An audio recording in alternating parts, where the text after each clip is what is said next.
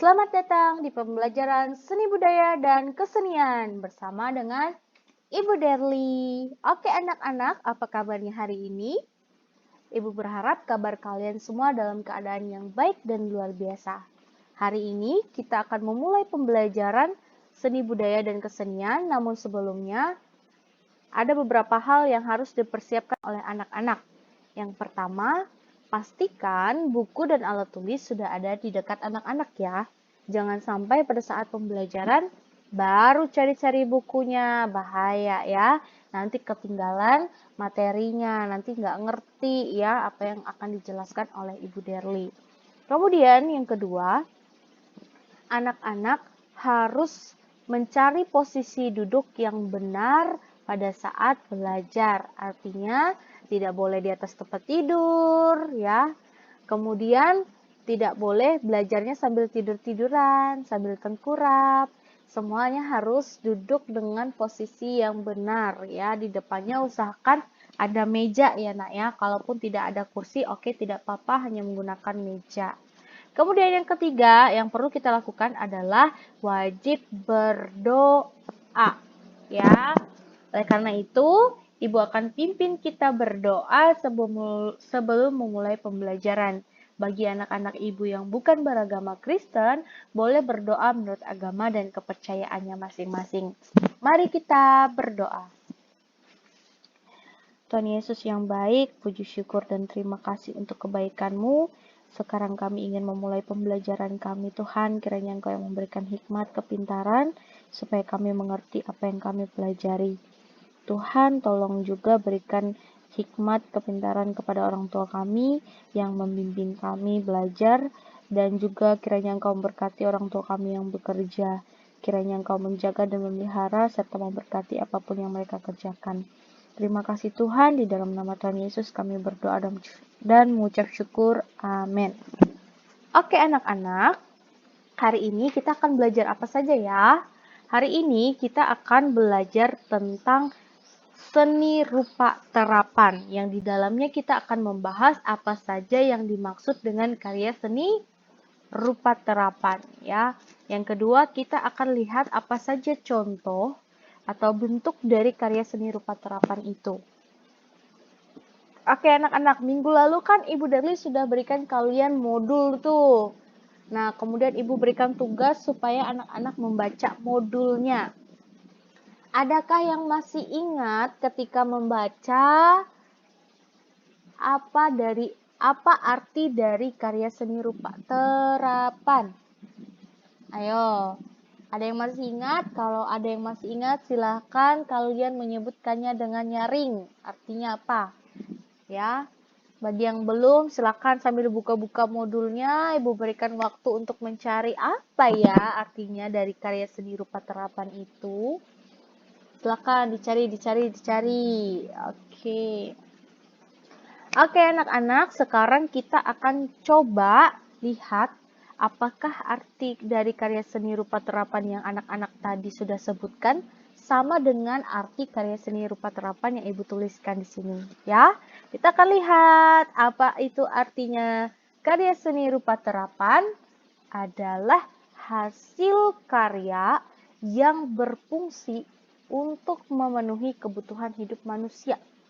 Ya, jadi dia punya fungsi untuk memenuhi kebutuhan hidup manusia. Apa ya contohnya? Mungkin anak-anak bukan mungkin. Anak-anak sangat sering melihatnya, tapi belum sadar kalau itu adalah seni rupa terapan. Belum tahu ya karena belum belajar. Tapi setelah belajar, Ibu yakin anak-anak semua pasti pintar nih ya. Contoh yang pertama itu adalah perhiasan.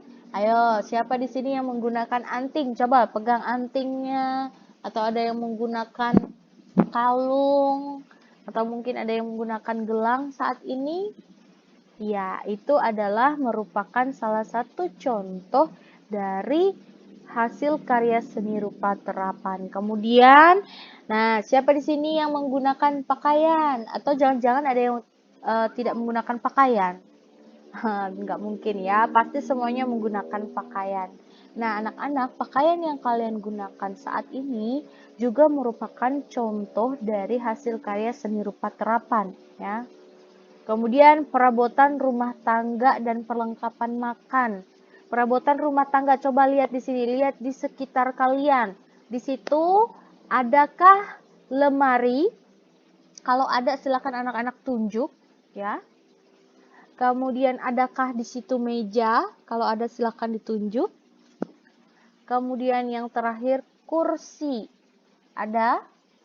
Ya, itu juga merupakan salah satu hasil karya seni rupa terapan, ya, perabotan rumah tangga. Kemudian perlengkapan makan. Ayo, siapa yang tidak tahu apa itu perlengkapan makan, ya? Oke, perlengkapan makan itu contohnya apa saja? Iya, banyak ya. Contohnya ada piring, ada sendok, ada gelas, itu merupakan perlengkapan makan. Dan itu juga merupakan contoh karya seni rupa terapan, ya. Dia bermacam-macam bahannya. Ada yang dari kaca, ada yang dari kayu, ada yang dari besi, ya. Tergantung. Kemudian perlengkapan pertunjukan. Nah, perlengkapan pertunjukan ini maksudnya seperti ini anak-anak. Pasti sangat sering kalian lihat di daerah sekitar sini. Kalau ada sunatan, biasanya ada kuda, kuda jongkok. Salah. Maksud Ibu Derli kuda lumping ya. Nah, kalau anak-anak lihat kuda lumping itu bukan orang yang memainkannya ya, tetapi kuda lumping yang dipakai itu maksud Ibu ya. Nah, itu juga merupakan salah satu hasil karya seni rupa terapan ya, dan banyak lagi contohnya. Oke, selanjutnya. Nah, hasil karya seni rupa terapan itu tiap daerahnya berbeda-beda ya. Maksudnya bagaimana itu? Nah, tiap daerah itu maksudnya di Lampung hasil karya seninya berbeda dengan yang ada di daerah tempat Ibu Derli, misalnya di Kalimantan, beda ya. Kenapa beda-beda? Oke, kita akan pelajari kenapa dia berbeda-beda ya. Nah, seperti yang anak-anak sudah pelajari mungkin ya, waktu kita bulan bahasa juga anak-anak lihat tuh perbedaan baju yang digunakan ya. Kenapa sih bisa beda-beda gitu bajunya? Itu karena Indonesia ini memiliki suku dan daerah yang sangat banyak ya. Nah, suku apa saja yang ada di Indonesia? Ada banyak sekali ya, tapi di sini Ibu akan mengambil beberapa contoh. Yang pertama itu ada suku Batak. Ayo yang suku Batak angkat tangan, suku Batak. Kemudian suku Jawa, angkat tangan, suku Jawa. Oke, ada 1.000 orang ya suku Jawa. Kemudian suku Dayak. Nah, suku Dayak ini Ibu Derli contohnya. Kemudian Ibu Tari itu merupakan suku Dayak ya. Kemudian suku Betawi. Suku Betawi ini mereka ada di Jakarta anak-anak ya. Karena suku Betawi ini aslinya dari Jakarta. Kemudian Minahasa, ada yang terakhir suku Asmat. Suku Asmat ini adalah salah satu suku yang ada di Papua, ya, yang saudara-saudara kita yang berkulit hitam, begitu.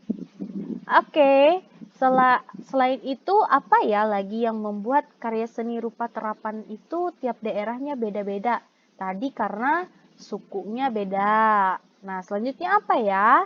Kita akan lihat apa saja faktornya yang membuat setiap daerah itu memiliki karya seni rupa terapan yang berbeda.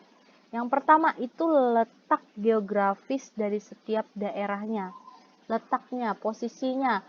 Nah, contohnya di tempat Ibu Derli itu daerah Ibu banyak sekali sungai, ya.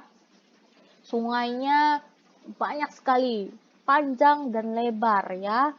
Salah satu pulau yang memiliki sungai banyak itu adalah Kalimantan ya. Kemudian Contohnya letak geografis yang lain itu contohnya di Papua. Di Papua itu berbeda dengan tadi tempat Ibu Derli ya. Tempat Ibu Derli itu banyak sungainya, tetapi tidak banyak gunung gitu ya. Nah, tapi kalau di Papua banyak sekali gunung di sana ya, pegunungan, bahkan hutan mereka lebar ya, besar begitu. Kemudian yang kedua contohnya adalah sifat dan tata kehidupan. Sifat orangnya berbeda-beda. Nah, contoh yang paling sering kita lihat itu adalah orang Batak dengan orang Jawa ya. Kalau orang Batak biasa ngomongnya tuh nyaring-nyaring gitu ya, teriak-teriak dan disangkain orang itu marah-marah. Padahal sebenarnya nggak marah-marah ya, tapi memang cara bicaranya seperti itu. Berbeda dengan orang Jawa. Orang Jawa ngomongnya pelan sekali ya, kecil sekali.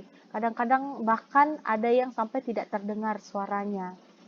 Nah, itu perbedaan dari sifat dan tata kehidupan itu tadi. Kemudian kepercayaan ya dan adat istiadatnya. Kepercayaan itu artinya agamanya ya, Nak. Agamanya beda-beda. Di daerah tertentu ada yang banyak, misalnya ada yang banyak agama Islamnya, ada di daerah lain ada yang banyak agama Kristennya, begitu kan? Atau kepercayaan apa yang paling banyak dianut di tempat tersebut ya, beda-beda juga pasti. Kemudian potensi alam yang berbeda. Potensi ini artinya kekayaan alamnya yang ada di tempat tersebut.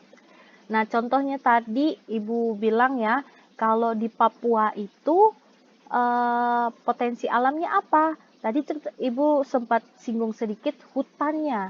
Hutannya yang luas ya. Kemudian daerahnya pegunungan. Sedangkan tempat Ibu Derli itu tidak jarang ada gunung ya. Kemudian tempat Ibu Derli banyak sekali sungai. Banyak sekali sungai tempat Ibu Derli. Lebar dan panjang begitu ya. Kemudian adanya kontak dengan daerah lain ya yang menyebabkan berbeda. Nah, contohnya tadi di sini ada dua suku yang Ibu lihat yang bajunya cukup gimana ya?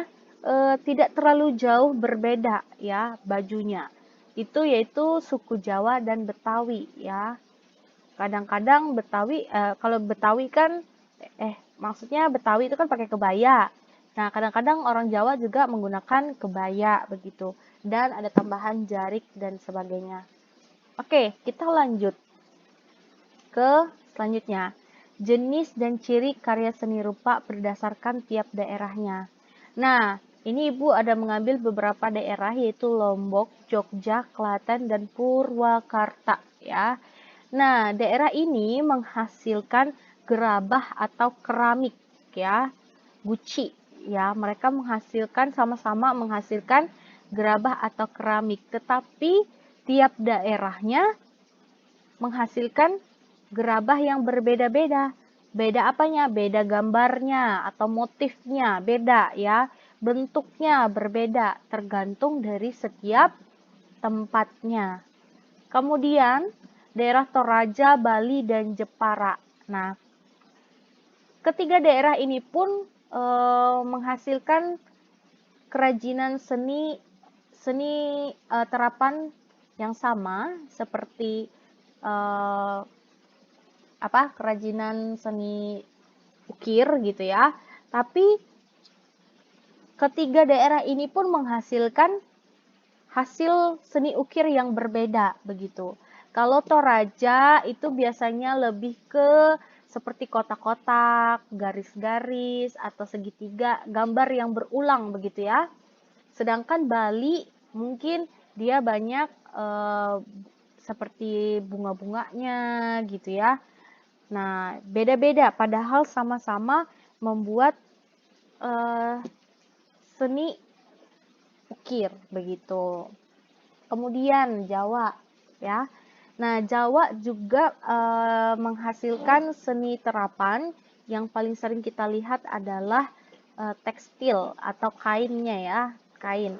Kalau anak-anak lihat, contohnya ya, contoh paling nyatanya kita lihat perbedaan jarik dengan ulos. Ulos itu bahannya sangat berbeda dengan jarik ya, berbeda juga bahannya. Kemudian anak-anak lihat motif. Motif itu artinya gambarnya. Gambarnya juga berbeda tergantung dari daerahnya masing-masing ya. Tidak sama setiap daerahnya. Kemudian Surakarta, Bali, dan Jawa Barat. Nah, Surakarta, Bali, dan Jawa Barat mereka membuat topeng begitu ya. Tapi juga sama tiap daerahnya membuat topeng dengan motif yang berbeda. Kalau topeng dari Surakarta itu biasanya ciri khasnya itu adalah wayang orang gaya Surakarta, seperti gambar topeng kesatria yang digambarkan dengan wajah yang putih ya, terus matanya sipit dan bibirnya rapi begitu ya. Nah, sedangkan topeng yang berasal dari Jawa Barat itu biasanya mirip-mirip dengan wayang golek ya, yang biasanya ciri khasnya itu adalah lucu begitu, lucu-lucu unik. Kalau anak-anak lihat gambar di sini yang sebelah kiri ya, yang mirip dengan ciri khas dari topeng orang Jawa Barat. Sedangkan yang Surakarta itu yang ada di sebelah kanan anak-anak ya. Beda ya, sama-sama topeng tapi anak-anak boleh lihat itu beda sekali ya gambarnya. Yang satunya lucu, yang sebelah kirinya gitu ya. Yang sebelah kanannya rapi begitu. Oke, kemudian Yogyakarta. Nah, Yogyakarta ini juga menghasilkan hasil karya terapan begitu ya, seni karya terapan yang paling banyak itu merupakan hasil kerajinan perak ya. Jadi kerajinan perak ini bisa berupa, anak-anak bisa lihat di sini ada anting, ada liontin, ada gelang. Nah, terus bros ya, biasanya kalau anak bros, kemudian di gambar sebelah kirinya itu ada teko ya, ada teko yang terbuat dari perak begitu. Nah, anak-anak, begitu indah ya hasil karya yang dibuat begitu oleh tangan-tangan pengrajin. Ada yang dari perak, ini ada yang dari kayu, topengnya dari kayu mungkin topengnya. Terus ini ada kain yang ditenun begitu. Kemudian ini juga dari kayu, terus kemudian diukir dengan sangat cantik. Kemudian ini ada guci atau gerabah ya, yang dibuat dari, ada yang dari tanah liat ya, ada juga yang mungkin dibuat dari kaca begitu ya. Nah, begitu indah ya anak-anak apa yang dibuat ini. Nah, kenapa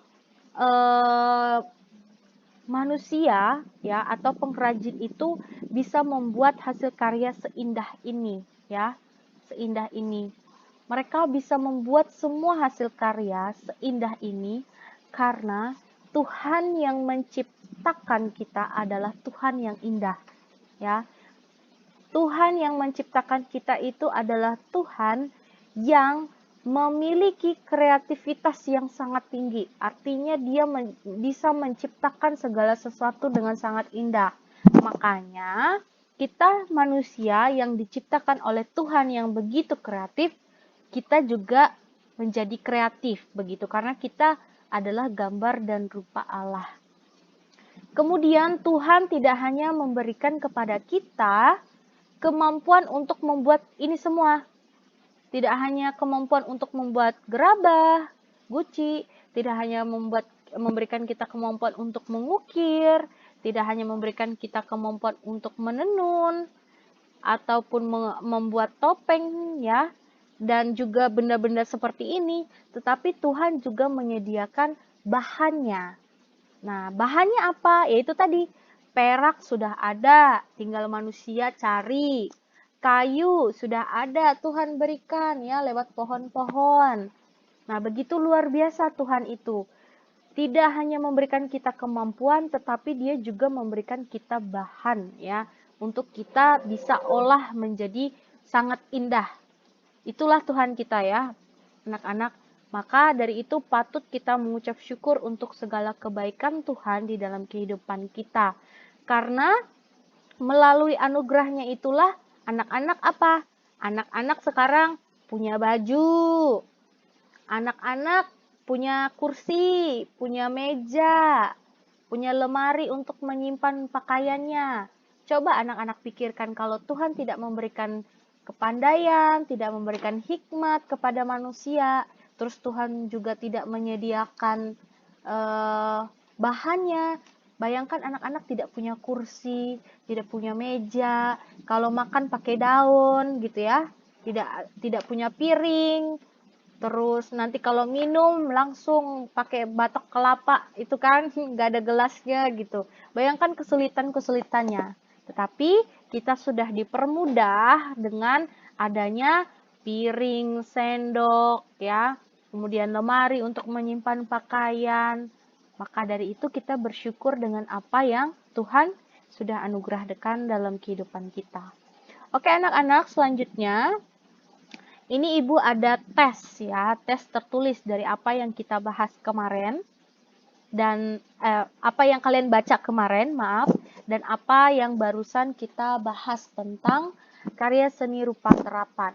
Nah, tesnya ini silakan anak-anak tulis di buku tulisnya soalnya, kemudian beserta dengan jawabannya langsung. Kemudian itu nanti anak-anak foto ya, dan kirimkan ke Ibu Derly ya, kirimkan ke nomor Ibu Derly langsung. Pertanyaan yang pertama itu adalah apa yang dimaksud dengan karya seni rupa terapan? Ayo, apa tadi? Itu ada di awal-awal ya. Terus apa yang dimaksud dengan bentuk fungsional? Nah, fungsional itu tadi Ibu belum coba sebutkan fungsional. Sebenarnya Ibu sudah sebutkan tadi ya. Alat rumah tangga itu contohnya tadi dibuat lemari. Nah, fungsinya untuk apa? Untuk menyimpan pakaian atau untuk menyimpan barang-barang gitu ya. Terus apa lagi? Piring gitu ya, perabotan rumah tangga, alat makan, piring. Piring gunanya apa? Untuk kita menaruh makanan kita. Nah, itu disebut bentuk fungsional. Nah, di sini Ibu tambahkan apa yang dimaksud dengan bentuk fungsional, kemudian kalian sebutkan contohnya, ya. Contohnya tadi sudah Ibu bahas dan tadi barusan juga Ibu bahas. Kemudian nomor 3, ada berapa jenis seni rupa terapan yang kamu ketahui? Tadi ada banyak ya, mulai dari gambar yang pertama, kedua, ketiga, dan keempat, seterusnya ada banyak gambar di situ. Itu merupakan jenis seni rupa terapan. Apa saja itu? Kemudian yang nomor 4, mengapa jenis karya seni rupa di tiap-tiap daerah Indonesia berbeda? Tadi ada banyak faktornya, sudah Ibu jelaskan di awal. Silahkan kalian tuliskan kembali dan jangan lupa kerjakan segala sesuatu seperti untuk Tuhan ya. Jadi artinya dengan sukacita, jangan ada yang bersungut-sungut ya. Kalau ada yang tidak mengerti, ada yang tidak paham, silakan bertanya ya, langsung ke WA Ibu Derly, boleh. Oke, selamat mengerjakan anak-anak. Tuhan memberkati.